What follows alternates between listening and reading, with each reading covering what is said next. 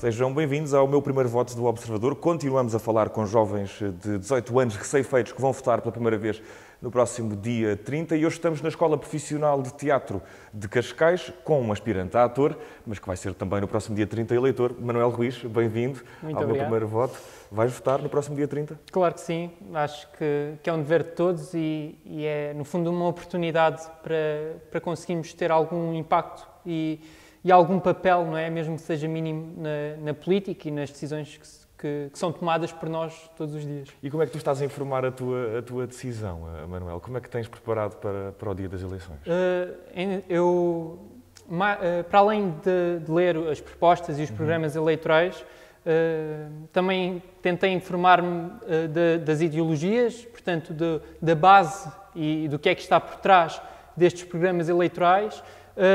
Também vi entrevistas, vi os debates e acredito que quando se diz que os jovens não tomam ou não votam conscientemente, acho que isso pode não ser com todos, não é?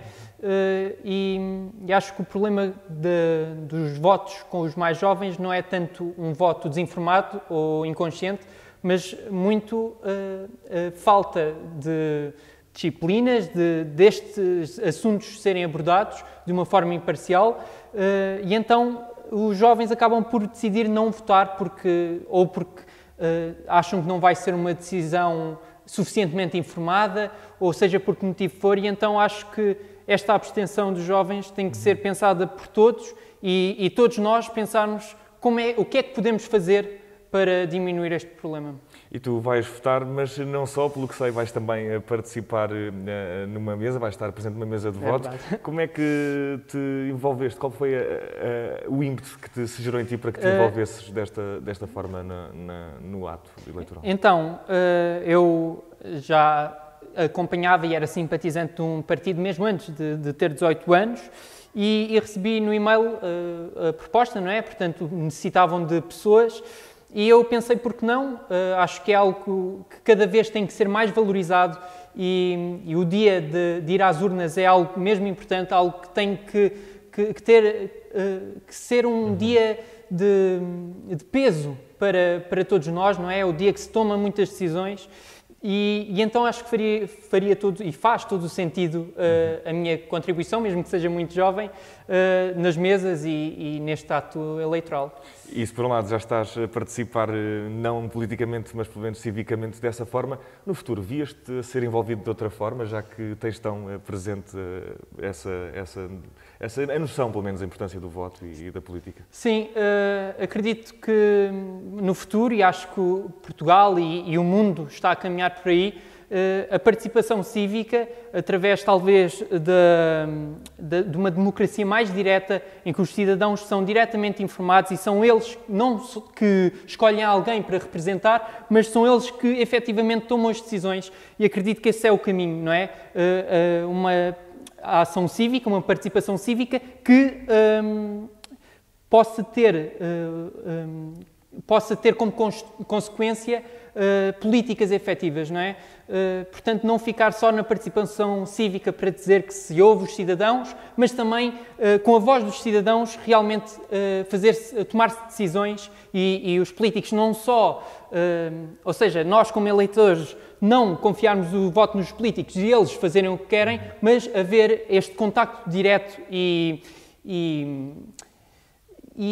regular, não é? Entre os políticos e os eleitores. Olhando para a maneira como orientas o teu voto, tu estás a pensar votar no círculo, pensando quem são os deputados do teu círculo que vão representar na Assembleia, ou por outro lado estás a pensar votar numa solução mais governativa, digamos assim? Sim, eu voto pelo círculo eleitoral de Setúbal, sou de Santiago do Cacém, e a verdade é que, não sendo, por exemplo, Lisboa, que tem a possibilidade de escolher deputados e partidos novos que têm soluções inovadoras e que fogem dos partidos que costumam estar na Assembleia, não tendo essa possibilidade, as minhas opções de voto ficam obviamente limitadas e fala-se muito da diminuição de deputados na Assembleia da República, mas a verdade é que eu sinto que quanto menos forem os deputados, cada círculo eleitoral terá menos deputados a serem escolhidos, não é?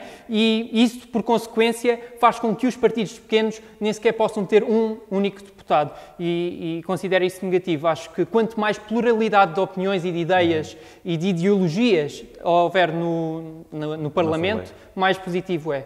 E Manel, olhando para o teu passado familiar, já vi que és bastante... Deve ser daqueles que discute muito à mesa, deve ser daqueles que não fica a ouvir na sala. Como é que é? Como é que é a discussão política em teu casa? Como é que são vividos os dias de eleições? Sim, os dias de eleições são sempre com a televisão ligada, a ver as primeiras sondagens do dia e depois pela noite toda a acompanhar os resultados.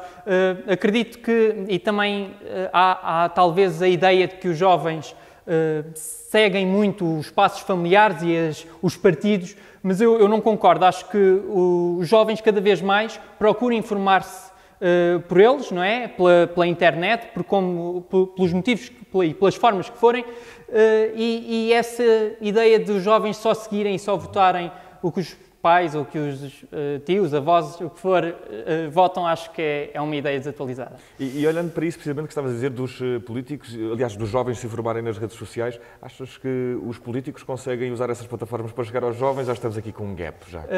Acredito que um dos lados negativos da política nas redes sociais é mesmo o excesso de populismo, não é? Porque é muito fácil ser populista e ser atraente aos jovens através das redes sociais, porque cada vez mais os partidos estão a usar plataformas como o Twitter, como o Instagram, e a verdade é que mais do que partilhar as ideias, as propostas, as ideologias, acaba por ser um pouco mais partilhar excertos de entrevistas ou coisas muito alarmantes, ou falar mal dos outros partidos, e acredito que isso não é nada positivo. Acho que quanto mais racional for a escolha dos jovens e as informações dos jovens, mais informado e mais consciente será o voto. E olhando agora para o lado dos jovens, sentes que com os teus amigos, com as pessoas da tua idade, com as pessoas da tua geração, consegues manter uma conversa sobre estes temas? Há interesse ou há um desligamento, digamos assim? Eu acredito que há sempre muito interesse, são sempre temas que mexem muito, mesmo com as pessoas que não estão tão informadas e que ainda não sabem com quem é que vai votar, em quem é que vão votar, digo. Mas acredito que muitas vezes os jovens, no que toca à política, resumem-se ou deixam-se ficar por um partido e são muito apoiantes, não vendo nesse partido qualquer defeito. E acredito que, ou seja, ninguém é perfeito e cada partido tem as suas qualidades e os seus defeitos, e acho que também é muito importante haver esta consciência. Não há partidos perfeitos, não é? Não há um partido que traz uma solução inovadora que vai salvar Portugal. Acho que quanto mais racionais, como já disse, e mais concisos forem as pessoas, este partido tem coisas boas e tem coisas más, mas vou votar neste partido por estes motivos. Acho que quanto mais pessoas tiverem este pensamento, menos abstenção haverá e mais frutífero será o debate. E olhando também agora, Manel, para o próximo dia 30, já percebemos que vais estar em peso, até não só votando, mas relativamente a eleições anteriores, houve algum ato eleitoral que tenha despertado especialmente a atenção e a curiosidade? Sim, para o que acontece? Talvez tenha sido o de 2015 nas legislativas. Foi assim o primeiro que eu comecei a ver, o que é que cada partido dizia, quais é que eram os mais conservadores, os mais progressistas, e a partir daí comecei a ver mais o telejornal, a acompanhar as notícias, a ver os debates, e daí para a frente, não é? Eu pensava que só ia votar em 2023 ou 2024. Fizeram-te uma surpresa. Exato, e uma boa surpresa, porque fiz este ano 18 anos, e estou muito contente. Apesar de considerar que o voto não pode ser o único ato cívico que as pessoas devem ter, porque deve haver um aumento sejam de petições que são levadas à Assembleia da República, sejam de referendos sobre temas estruturais e impactantes de Portugal, seja pelo que for, seja mesmo por cidadãos terem a voz diretamente ouvida pelos políticos. Acho que não pode ser só o voto, mas que é um ato muito importante. Bom voto no dia 30, Manuel. Informado, já percebi que vai ser. Muito obrigado. Muito obrigado.